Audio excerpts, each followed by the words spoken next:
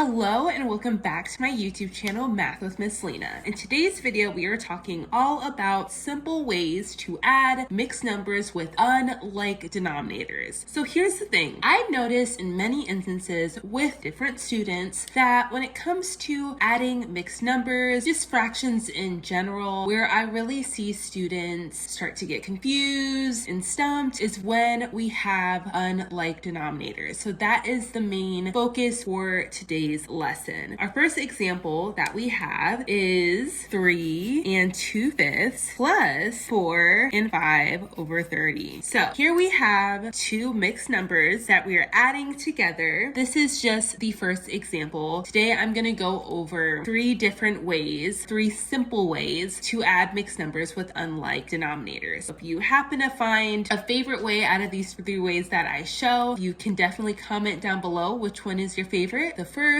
second, or third way for this first approach to adding mixed numbers. The first thing that we want to do is we want to add our whole numbers. So our whole numbers are these numbers right here that are in front of our fraction. So this 3 and this 4. That's the first thing we're going to do. 3 plus 4, that gives us 7. So that's the first part. Check, we did that. Now, the second step in this first approach is going to be now to add the fraction. So we dealt with our whole numbers. Now we're going to move on to our fractions. So we have 2/5 and we're adding that to 5/30ths or 5 over 30. Now, first things first when it comes to doing this, in order to add fractions, we must have the same denominator. So looking at 5 and 30, same goes also with subtracting fractions. We always have to have the same denominator. So looking at 5 and 30, we need to figure out how to make these two numbers the same. So how can we make 5 and 30 become the same number? So in other words, we need to find the LCD. I'm going to write that over here by my star, LCD. Now, LCD is an acronym commonly used in reference to when we talk about fractions in math. This acronym right here stands for least common denominator. I'm going to write that underneath here. The LCD is the smallest common multiple of the denominators in a set of fractions. So our set of fractions here, we just have two fractions. This is our set. Our denominators are 5 and 30. So we have to find a least common denominator. So in other words, a least common multiple between these two numbers. So looking at 5 and 30 right here and trying to decide what the least common denominator or the least common multiple between these two numbers are, we can think 5 times 6 we know is 30. So 30 is a multiple of 5. And we know that 30 is a multiple of 30 because 1 times 30 is 30. So there we go. We figured out that 30 is the LCD or the least common multiple between 5 and 30. Now, in this case, we've already figured out that 30 is the least common denominator of these two fractions. So what we need to do now is, well, this fraction already has 30 in the denominator. So we have to figure out how to make 5 become 30. We already said that 6 times 5 is 30. So what we're going to do is we're going to multiply this 5 by 6 so that it can become 30. And whatever we do to one half of the fraction, we have to do to the other half of the fraction. So we did this to the bottom, so we got to do it to the top. So we're going to also multiply this 2 by 6 as well. So then when we do that, the new fraction that we get is, so 6 times 2, that's 12. And again, 6 times 5 is 30. This fraction stays the same. It's just 5 over 30. And now we can go ahead and add these together because again, we can only add fractions when the denominators are the same.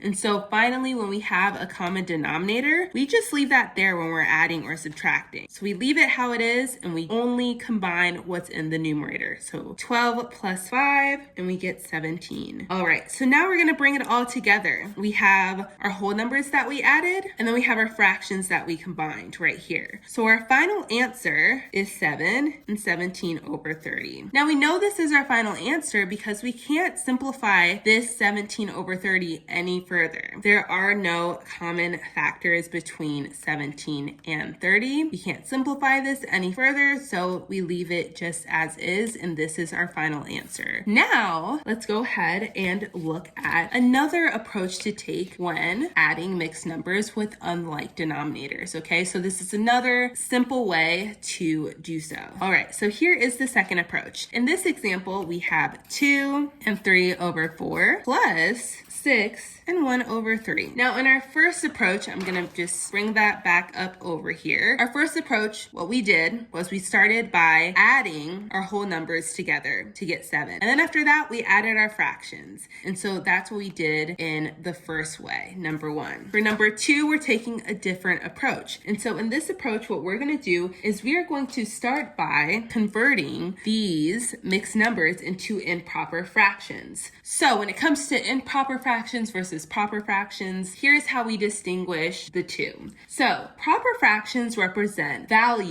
less than 1. So if we're just looking at this fraction right here, 3/4. 3/4 is a fraction or a proper fraction because it is less than 1. All right, so if we were to plot this on a number line, we would see that 3/4 is placed less than 1. So to the left of 1. So in other words, the numerator is a smaller number than the denominator. So 3 is in the numerator and 3 is smaller than the denominator. So that is a very simple way to determine and see right away and know whether a fraction is proper or improper. All right, so an improper fraction, contrary to a proper fraction, represents values that are greater than or equal to 1. So if we were to flip this fraction and write it as the reciprocal, so we have 4/3. 4/3 is greater than 1 because, again, opposite to a proper fraction, now in an improper fraction, the numerator is greater than the denominator. So 4/3 would be an improper fraction because it's greater than 1. So just wanted to cover that. Now that we know what an improper fraction is and we understand what a proper fraction is, we can now look at these and convert these two mixed numbers into improper fractions, which again mean that our numerators are going to be larger than our denominators. So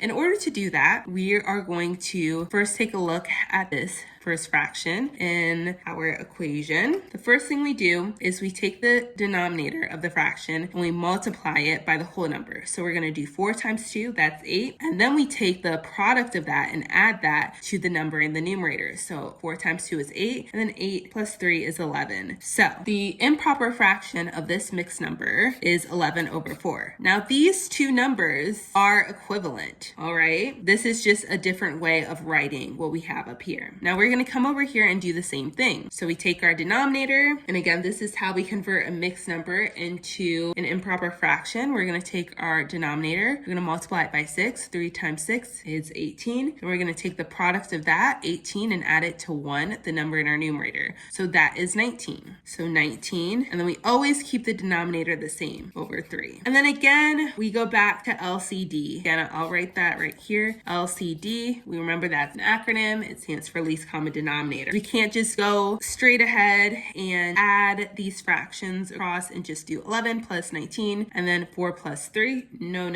We have to make sure that we have the same denominator. So we have to see what is the least common multiple of 4 and 3. So let's see. 1 times 4 is 4. 4 times 2 is 8. And then we have 4 times 3. That's 12. Now let's think about the multiples of, and I'll write that down here actually. So let's see. So these are the multiples of 4, the first 4 multiples. Let's look at 3. So I see we have a common multiple. And this is our least common multiple. So 12 is our least common multiple. For the fractions, 12 is our least common denominator. So let's see. As we can see here, in order to get 12 from 3, we have to multiply it by 4. And again, whatever we do to the denominator, we have to do to the numerator. And let's do the same thing over here. So in order to get 12 from 4, we multiply that by 3, and we do the same thing up here. So 3 times 11 is 33, and then 3 times 4, 12, plus 19 times 4, we get 76 over 3 times 4, which is 12 again. So now we're in a position where we can finally combine these two fractions,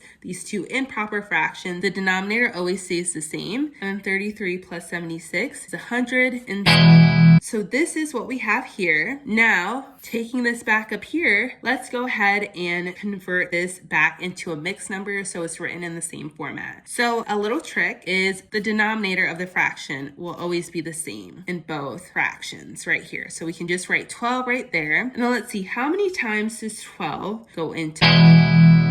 out 9 times with a remainder of 1 left. So we have 9 and 1/12. And so looking at this, we can't simplify any further. So we're just going to leave it as is. This is our final answer. And so 2 3/4 plus 6 1/3 equals 9 1/12. All right. So that is the second approach, the second simple way to add mixed numbers with unlike denominators. And now let's look at the last and final approach. We have all right, so in this approach, and it's different than the first two approaches that we went over. In this approach, what we're gonna do is instead of, starting by adding the whole numbers and then adding the fractions or converting any of this into an improper fraction, we are going to take a look now at the fractions of this mixed number. We're gonna simplify the fractions. My bad, this should be 28, not 23. All right, so 28 over 56. So 28 over 56, 28 over 56, 28 is half of 56. So in other words, this simplifies to 1/2. And we'll bring down the 4 with that too. So 4 and 1/2. And let's look at 36 and 72. Well, let's see. 36 is also half of 72. So we'll bring down the 1 and we can rewrite this as 1/2. So 1/2, basically 28 over 56 is equivalent to 1/2. Same with 36 over 72. We went ahead and in this approach, we went ahead and just simplified the fractions before doing anything. And now we're in a place where we can just go ahead and add. So after simplifying everything, this actually makes our life a whole lot easier because now we have simplified fractions. We have 4 and 1/2 plus 1 and 1/2. So we know a half plus a half is a whole, right? So this essentially is 4 plus 1 plus 1. And so we know that's 4 plus 2 and 4 plus 2 is 6. So that's our final answer. I hope that you found this lesson very helpful, insightful, useful. I hope to see you in my next video. Thanks so much for watching. Bye. Wait, before you leave, go ahead and check out these lessons up above. You can watch this lesson, or you can watch that one, or you can watch both. Oh, and while you're at it, please do me a huge favor and subscribe to my YouTube channel. You can do so by clicking out of this video and hitting the subscribe button. Thank you so much. Bye.